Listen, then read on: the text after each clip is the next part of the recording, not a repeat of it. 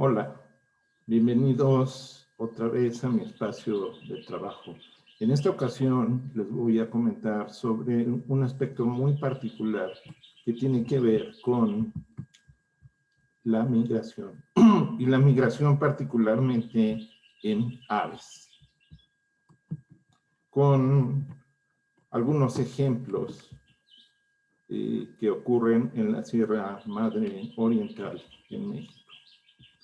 Esta plática la he dividido en 4 secciones. En la primera voy a hablar sobre algunas generalidades de las aves. En la siguiente voy a hablar ya particularmente sobre migración en aves y algunas características que presenta este fenómeno. En la tercera presentaré 3 ejemplos puntuales de migración en aves en la Sierra Madre Oriental y finalmente presentaré las conclusiones. En principio, ¿qué son las aves? Hay 4 definiciones que me gustan, que son las que están viendo actualmente en su pantalla, por diferentes causas. La primera es la de Hill, que nos dice que las aves son dinosaurios glorificados. Esto es porque actualmente sabemos que las aves son descendientes directos de los dinosaurios, de una rama particular de los dinosaurios. Cuando se dice que los dinosaurios se extinguieron hace 65.5 millones de años, realmente no es cierto. 4 especies de dinosaurios lograron sobrevivir y de esas 4 especies tenemos la riqueza biológica actual representada como aves. Otra definición que también me gusta es la de Huxley, realizada hace ya casi 2 siglos, que nos dice que las aves son máquinas de vuelo emplumadas. ¿Por qué? Porque las aves actualmente son los únicos organismos que presentan plumas y que pueden volar. Una más es del 2016, que nos indica que son dinosaurios vivientes y reptiles, y esto no está a discusión. Como los dinosaurios, las aves son un grupo de los reptiles. Y pues ya había comentado, si alguien quiere estudiar dinosaurios, pues ahí los tiene. Se puede volver ornitólogo. Y finalmente, una que me parece muy englobadora y que ha sido de alguna manera estandarizada por muchas personas, es la que dice que las aves son animales vertebrados de sangre caliente, que caminan, saltan o se mantienen en tierra sobre sus extremidades posteriores, ya que sus extremidades anteriores las usan para volar. Aunque por supuesto, como todos sabemos, no todas las aves vuelan. ¿Cuáles son las características diagnósticas de las aves? Cualquier persona en cualquier parte del mundo, si encuentra estas características en un organismo vivo, puede decir que es un ave. Y una, en principio, es que tienen huesos huecos. La mayoría de nosotros hemos comido pollo y sabemos que los huesos son muy livianos. Incluso yo, por ejemplo, de niño me gustaba romper los huesos y comerme el interior, los huesos de pollo, y sabía que estaban huecos, contrario, por ejemplo, a los de los mamíferos, que son muy pesados y que no pueden romperse fácilmente.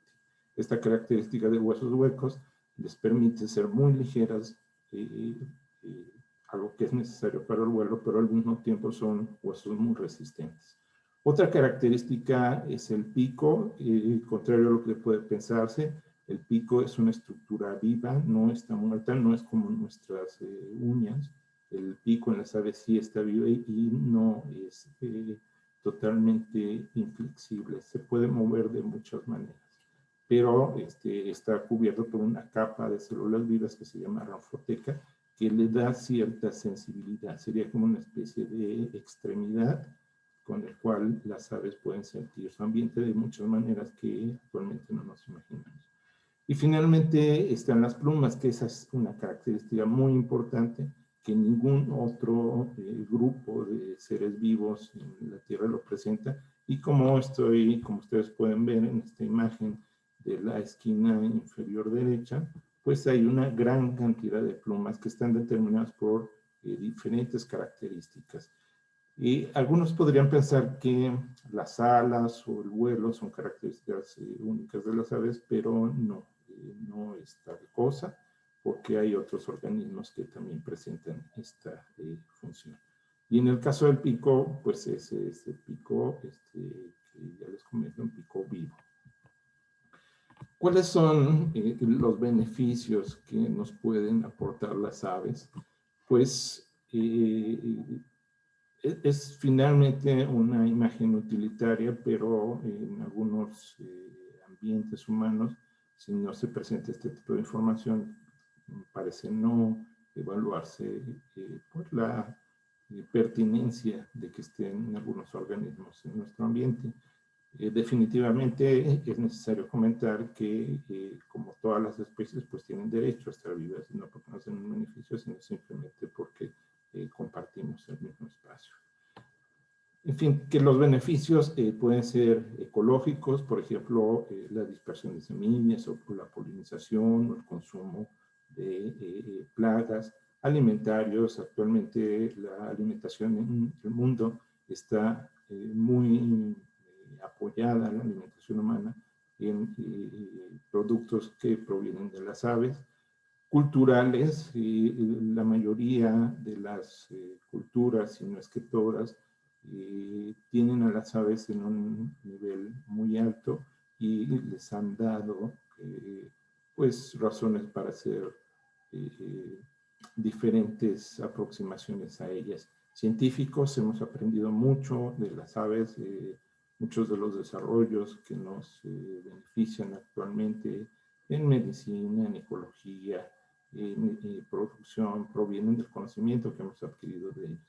Artísticos, prácticamente a donde volteemos en cualquier ciudad, podemos encontrar expresiones artísticas, ya sea, por ejemplo, en marcas de empresas, o en esculturas, o en pinturas, o en canciones, y otros beneficios más que nos dan las aves. La riqueza de aves, es decir, cuántas especies existen en el mundo, está bien estructurada. A nivel de la Tierra, pues tenemos, que es el único planeta en el que sabemos que existen aves actualmente, pues están cerca de 10,000 especies. En México está aproximadamente un 10%, esto es 1,100 especies. Estos estimados, por supuesto, dependen de los taxónomos que consultemos. Por ejemplo, en México hay taxónomos que nos hablan que hay más de 1,300 especies, pero digamos que es aceptado que estamos sobre 1,100 especies. En Hidalgo, hasta donde vamos los investigadores trabajando en este tema, pues tenemos 501 especies, y finalmente en un sitio que vamos a hablar en esta plática, pues tenemos 102 especies de aves registradas. ¿Qué pasa con las aves? Tenemos, como todos saben, un problema actual de extinción masiva que está permeando en muchas cuestiones que tienen que ver con la vida humana. Y a continuación les voy a presentar algunos datos que nos pueden decir de en qué nivel de peligro están las aves. Para ello, primero voy a hablar acerca de una historia que seguramente todos conocen, que todos y todas conocen, que se llama la historia del cañón minero. Se dice que cuando empezó la producción en minas, había algunos momentos en que los mineros morían y no sabían por qué. Ellos suponían que había algo en el ambiente que los estaba afectando, pero no sabían qué era. Y por ello, entonces, utilizaron bioindicadores que les permitían determinar si en el ambiente había alguna sustancia o alguna componente que los podría matar. Para ello, entonces, llevaban en unas jaulas a aves y mientras estaban trabajando, pues las estaban vigilando. Si el ave moría, era una indicación de que ellos debían inmediatamente salir de la mina, porque al ser las aves unos organismos que detectaban y sufrían de la contaminación ambiental, quería decir que si morían dentro de la mina, pues había algo que también podía matar a los mineros. Pues ahora estamos en un problema de ese tipo. Y déjenme decirles ya con detalles. De 1970 a la fecha, han desaparecido 1/3 de todas las aves que había en el mundo. Es decir, en 50 años hemos perdido 1/3 de todo lo que había en aves. Esto es como si, por ejemplo, de los 125 millones de mexicanos que hay actualmente, se perdieran 40 millones de mexicanos en ese tiempo. Entonces, imagínense el gran peligro en el que se encuentran las aves. Ahora, ¿dónde se han perdido? Pues prácticamente en todas partes. Y aquí lo que estamos viendo es el cambio desde 1970 hasta el 2018 en millones de aves. Y cada una de estas líneas nos indica diferentes hábitats. Tenemos que las aves las hemos perdido, y este es el cambio ya en porcentaje. Las hemos perdido en las costas, en las tierras áridas, en los bosques, en la tundra, en los pastizales. Solamente un grupo de especies de aves, estas son las que se encuentran en los humedales, son las que han aumentado. Pero en todos los demás se han perdido millones y millones de especies. Ahora, ¿en qué grupos se han perdido? Pues prácticamente en todos los grupos. Aquí lo que les presento es una imagen con datos que fueron presentados en la revista Science por Rosenberg y colaboradores. Y lo que vemos es que prácticamente todas las familias de aves han tenido pérdidas, principalmente en gorriones, en chipes, en tordos, en alondras, carpodacos, picotuertos, etcétera, etcétera, etcétera. De estos son 3.2 billones de aves perdidas, y se han ganado en algunos grupos, que por ejemplo son los vireos, patos gansos, perlitas, rapaces, pavos y galliformes y otras familias, 250 millones en ese periodo de 50 años. ¿Cuánto ha cambiado y en qué cambió? Pues una idea que se tenía es que las aves residentes y las aves que eran nativas de un sitio, pues eran las más afectadas. Sin embargo, los resultados nos indican que no, que las aves introducidas también han tenido una disminución increíble en sus tamaños poblacionales. Entonces aquí lo que les presento son los cambios, otra vuelta desde el 70 hasta la fecha, y pues vemos que prácticamente en todos los grupos, tanto de especies residentes como de especies introducidas, pues ha habido un efecto, y nos señala que las aves se están declinando. Entonces, si consideramos la historia del canario del minero, pues tenemos que el ave se nos ha muerto, o las aves que estamos utilizando como indicadores o podemos usar se han muerto, y es tiempo de salir de la mina. El problema es que la mina aquí es el planeta Tierra. ¿A dónde nos vamos? Tenemos un problema y tenemos que resolverlo, porque no tenemos un planeta B. No tenemos un planeta alternativo para irnos, al menos no hasta la fecha, y no los 8,000 millones de humanos que somos actualmente. Ahora, ¿cuántas especies están en peligro en México actualmente? Esto depende de a qué autor consultemos. Yo tuve la duda y hice una revisión que se lo publicaba en la revista Huitzil en el 2018, y encontré que de aproximadamente las 1,100 especies que hay en México, más de la mitad, aproximadamente el 60%, están en peligro. Y aquí les presento un ejemplo puntual. Este es el colibrí de Lisa, un colibrí que habita en el centro de México, en Veracruz en particular, y tiene otra población en la península de Yucatán.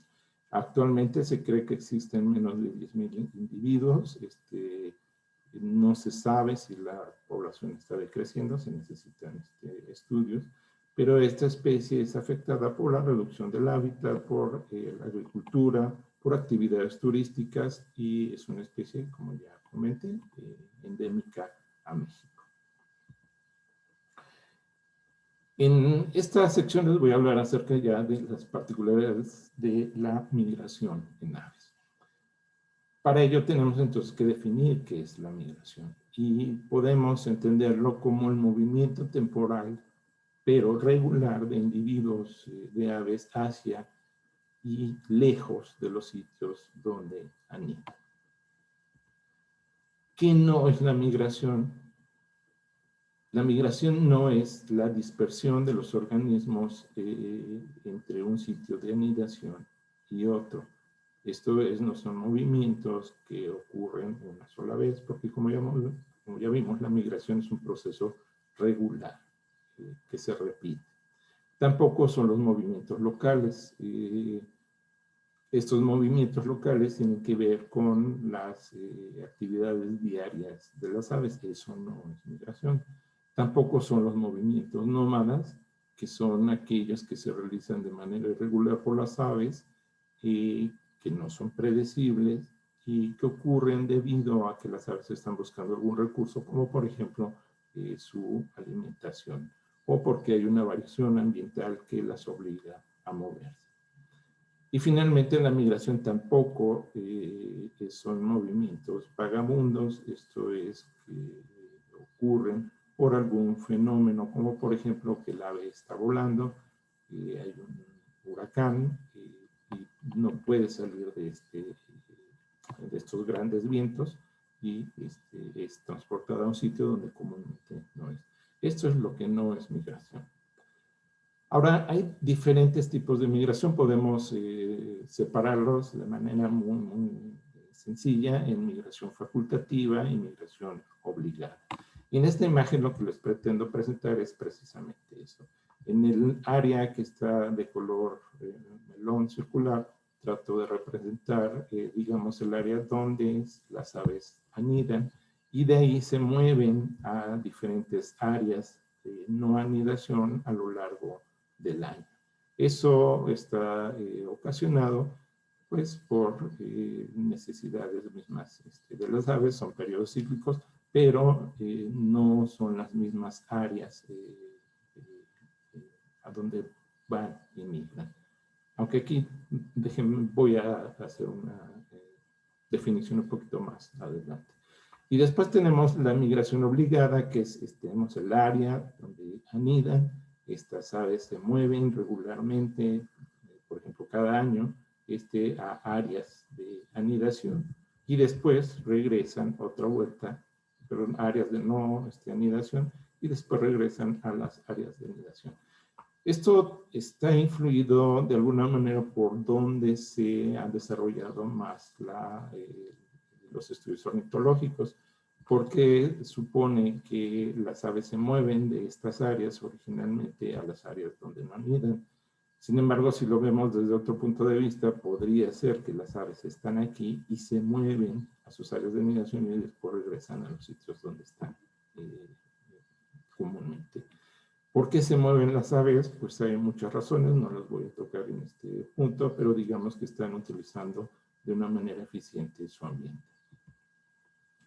Ahora, hay diferentes tipos de migración obligada. Aquí les voy a hablar de 4 ejemplos muy puntuales, pero digamos que la migración obligada la podemos dividir en procesos donde las aves están en un sitio y vuelan de un solo momento, cientos o miles de kilómetros para llegar al nuevo sitio. Esto se lo ha llamado como saltos largos.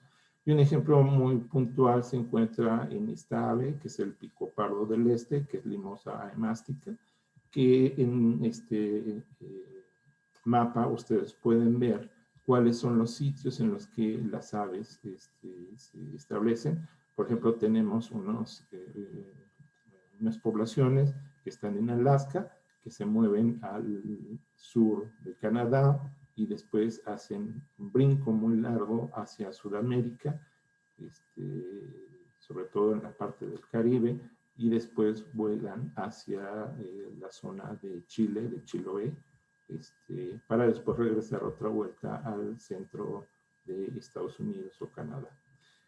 Estos son pues una migración de saltos largos. Un ejemplo que a mí me ha parecido muy interesante es el quetzal, o el nombre científico Pharomacros mocino, que está una población en Costa Rica y ha sido estudiada intensamente. Y se ha encontrado que esta ave hace saltos cortos, es decir, está en el paisaje y se mueve poco a poco a través del mismo, ocupando diferentes hábitats, diferentes tipos de vegetación, pero en un proceso circular, y esto lo hace regularmente año con año. ¿Cómo notaron que el quetzal hacía este tipo de migración? Es una migración que se conoce también como de migración altitudinal, es decir, no se mueve como el picopardo en todo el continente, sino en este caso se mueve a lo largo de diferentes altitudes. Entonces, en algunos momentos está en zonas bajas, por ahí de los 700, de los 1200 metros sobre el nivel del mar, y después se mueve a sitios más altos hasta los 1500 metros. Eso es migración altitudinal. ¿Cómo lo notaron? Porque en Costa Rica establecieron una reserva para protegerlos, pero de repente se dieron cuenta que la especie no estaba presente en algunos meses del año, no entendían qué pasaba y pues tenían pues preocupación porque si se iba a otra parte, quizá en esa otra parte el quetzal no estaba protegido.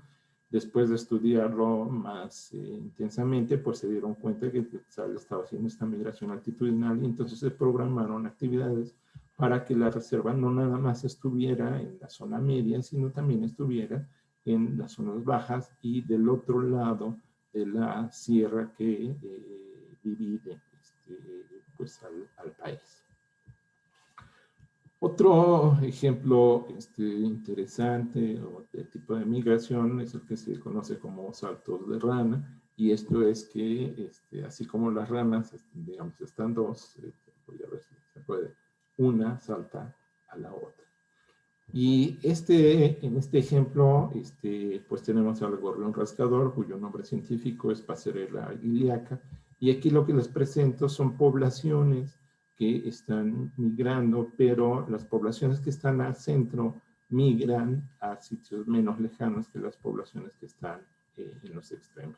De tal manera que esta población, la que está en los extremos, brinca a todas las demás, llegando, por ejemplo, de Alaska a California, mientras que las poblaciones que están entre ellas, pues brincan a sitios más cercanos.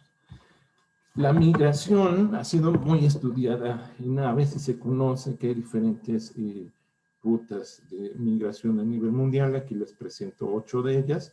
3 están en América y las otras en los otros continentes. En el caso de la migración en América, pues tenemos aquellas que están viajando por todo lo que es la vertiente del Pacífico, desde Alaska hasta Tierra del Fuego. Después tenemos otra que está viajando desde el centro de Estados Unidos hasta lo que es el centro de Sudamérica o viceversa. Y finalmente una más que está en todo lo que es el continente, del norte del continente, hacia el este del sur del continente. Y después tenemos otras que están viajando, por ejemplo, de África a lo que es Europa y el norte de Europa, del centro de África a lo que sería el este de Europa, del sur de África a lo que sería ya las zonas de la taiga y de Siberia, y otras más que están en Asia, viajando del norte al sur de la misma, aunque pues tenemos variaciones, y esto, digamos, tiene que ser entendido que son rutas generales, ¿no? Y finalmente otras que están viajando entre Australia y el este de Asia. Hay récords en cuanto a migración, y este es un ejemplo muy puntual de la especie conocida como charrán ártico. Si quieren ustedes más sencillo, sería gaviota de cabeza negra, cuyo nombre científico es Sterna paradisea. Y esta especie se ha encontrado que viaja cada año más de 100,000 kilómetros. Imagínense la cantidad pues, de camino que tiene que hacer este animalito. Nada más para que se den una idea, pues México no tiene más de 3,000 kilómetros de largo. ¿Cuántos viajes tendría que hacer al año en México para alcanzar esto? Cruzar todo México constantemente. Y bueno, esto se descubrió gracias a diferentes instrumentos que actualmente se pueden colocar en las aves, que en este caso son geoposicionadores globales, que han permitido seguir diferentes individuos. En este caso nada más les voy a hablar de un estudio particular, donde se les puso GPS, geoposicionadores globales, a 2 individuos. Y en esta imagen pueden ver ustedes los caminos que siguió cada individuo para cruzar el mundo de norte a sur, y no nada más una vez, sino varias veces. Entonces, son hazañas, tanto por el tiempo como por el esfuerzo, que nos hacen preguntarnos qué cosas fisiológicamente, qué cosas psicológicamente deben tener las aves para poder hacer migración. No voy a hablar en esta plática acerca de ellos, pero créanme que son cosas muy, muy interesantes que apenas estamos descubriendo. Y nada más para ponerles un ejemplo. Tal parece que las aves tienen un indicador en los ojos que les dice, como si fuera una brújula, hacia dónde tienen que ir. Esto tiene que ver con cuestiones de polarización de la luz y con cuestiones incluso cuánticas. Son cosas muy interesantes, pero que exceden el objetivo de esta plática. Ahora vamos a unos ejemplos ya particulares en la Sierra Madre Oriental. El sitio de estudio donde se obtuvo la información es la Reserva Privada Las Cuas, que se localiza en Hidalgo, en la Sierra Alta Hidalguense, ya esto dentro de la Sierra Madre Oriental. El ambiente es un bosque de niebla, muy bonito, precioso, con árboles de 25 o 30 metros de alto, aunque también tenemos bosque de encino, estos bosques que en determinadas épocas del año pierden sus hojas, y es muy bonito caminar a lo largo de ellos, pues va pisando uno las hojas, va escuchando pues el sonido de las mismas. La reserva está aproximadamente un 80% conservada, aunque se encuentra en un paisaje que está 50% conservado, es decir, el 50% del paisaje ha sido afectado por actividades humanas y no conserva su vegetación original, y el otro 50% sí. Está en una zona montañosa con orografía muy quebrada, y la reserva pues tiene altitudes que van más o menos de los 1,565 metros sobre el nivel del mar hasta cerca de los 2,000 metros. En este sitio, una empresa ambientalista llamada Manos de los Bosques está haciendo reforestación. Aquí les presento algunos ejemplos. Y está realizando actividades que son muy interesantes, como por ejemplo no nada más reforestación, sino promoviendo la integración de las comunidades locales en actividades económicas que les permitan obtener dinero, pero al mismo tiempo evitar cortar sus árboles. A continuación les voy a presentar un ejemplo de lo que se hace allí.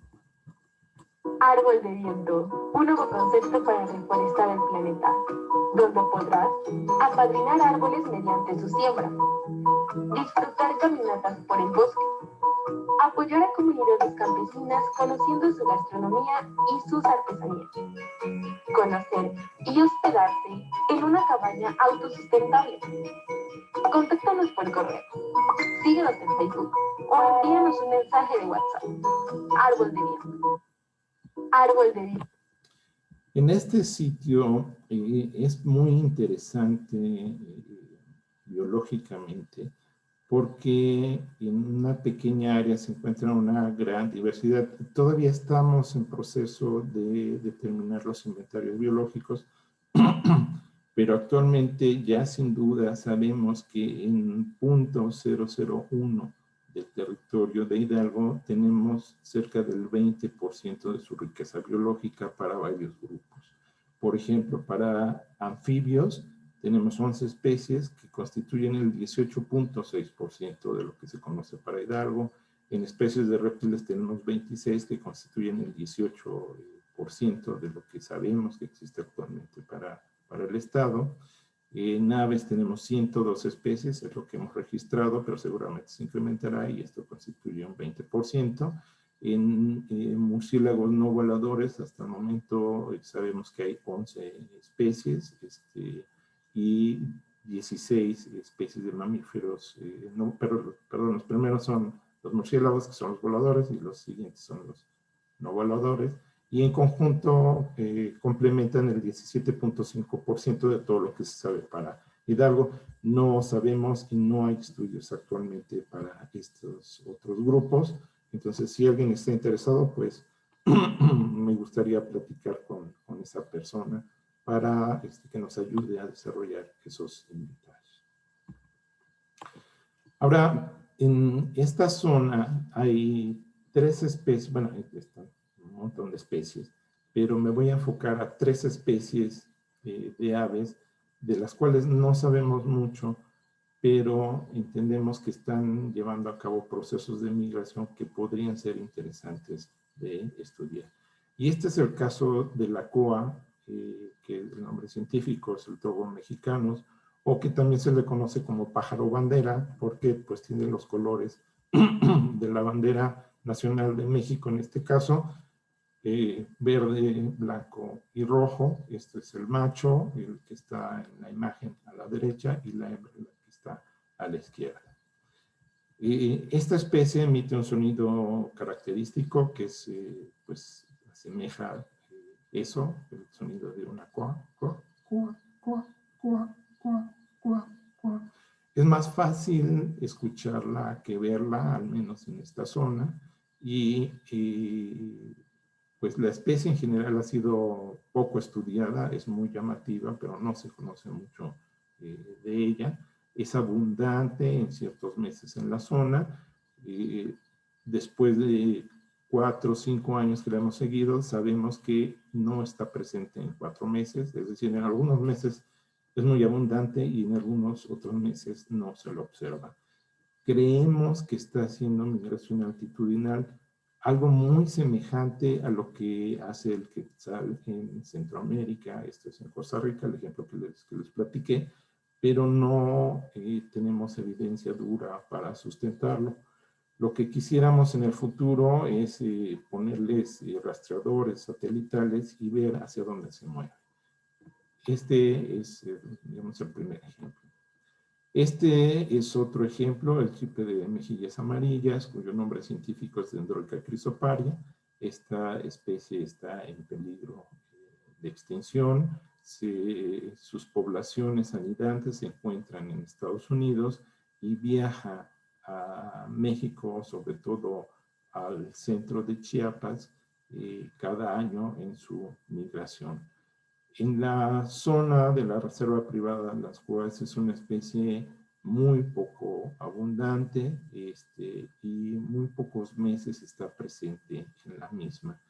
A la fecha, lo que nos interesa saber es pues, la intensidad, la abundancia de la especie, qué está haciendo, si está utilizando el lugar como un sitio de parada temporal en estos saltos que les comentaba que hacen las aves migratorias, o si está utilizando de una manera más intensa, constante el lugar. Esta especie está dentro de las aves protegidas de Estados Unidos y a lo largo de los años sabido que diferentes estudios que buscan su conservación pues han obtenido fondos para realizar investigaciones sobre ella.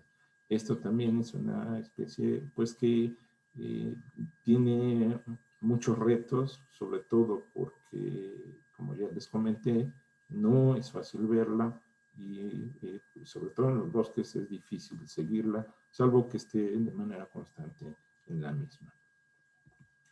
El tercer ejemplo es el colibrí oreja violeta, cuyo nombre científico es Colibrí thalassinos. Esta especie establece territorios de cortejo en la zona, en la reserva privada de las Coas. Es una especie muy abundante en determinados meses del año, pero estos meses nada más son 3, de julio a septiembre. hasta donde tenemos registrado. Esta especie es preciosa, es bonita, es iridiscente. Esto es, no tiene colores per se, sino que su plumaje refleja de alguna manera la luz del sol. La iridiscencia es algo que es como si tuviera espejitos dentro de su cuerpo y depende cómo le pegue el sol,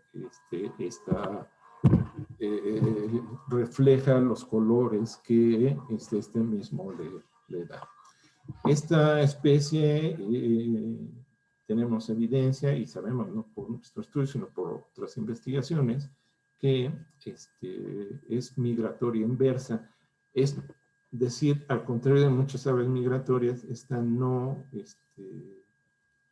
se va al norte, sino viene del sur y se establece acá, cría aquí en México y después regresa a sus territorios del sur. Esto es de Centroamérica o incluso hasta donde recuerdo, Sudamérica. De esta especie ya hay algunos estudios, sin embargo, no se conoce tampoco mucho de nada. Bien, con esto llego ya a lo que serían las conclusiones de la plática y espero que ustedes pudieran coincidir conmigo en cuanto a que en esta plática, pues lo que vimos fueron generalidades de las aves, que espero pues haberles presentado evidencia que ustedes crean en ella, o al menos se cuestionen, que nos dicen que las aves son una especie, perdón, un grupo de organismos en peligro de extinción. También vimos diferentes aspectos de la migración en aves, que como ya vieron ustedes, pues no es un proceso complejo, pero muy interesante. Y finalmente vimos ejemplos de aves migratorias en la Sierra Madre Occidental con varias especies, y donde pues entendemos que no existe mucha información sobre estos procesos y que sería interesante conocerlos. Finalmente, dada la extinción global que estamos sufriendo actualmente, pues es relevante conocer los patrones de migración de las aves, pues con ellos podríamos entender cosas que nos permitan conservar. Pues sin más, agradezco que hayan escuchado la plática, también agradezco pues a los cientos de estudiantes que han participado conmigo en este tipo de investigaciones, así como a decenas de colegas que han participado y a todas estas instituciones que han apoyado de diferentes maneras a la investigación. Pues por el momento es todo, les agradezco mucho su presencia.